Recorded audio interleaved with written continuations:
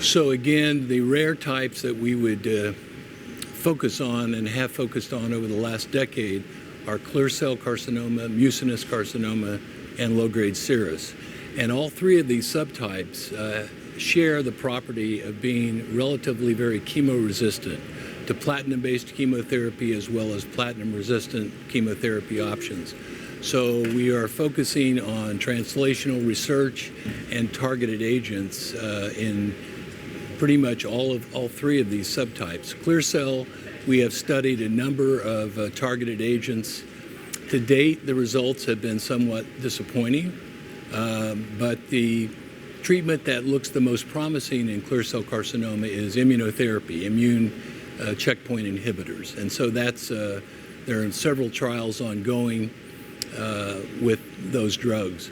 For mucinous, we are kind of at a standstill because there was a randomized phase 3 trial that compared a standard paclitaxel carboplatin chemotherapy to a GI regimen with oxaliplatin and capecitabine.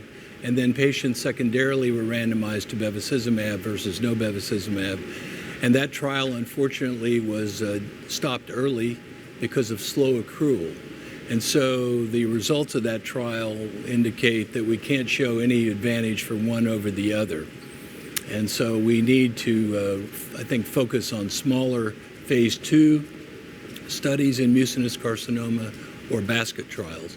And then in low-grade serous, the MEK inhibitors are of great interest. And now that trametinib has shown a very great efficacy in recurrent low-grade serous, I think the next generation of studies will be combining it with other agents, such as aromatase inhibitors, CDK4/6 inhibitors, and bevacizumab would be examples. We also have done a phase 1 trial combining a MEK inhibitor with a PARP inhibitor, and because that's based on preclinical data that shows synergism, and the results of that trial are pending at the present time.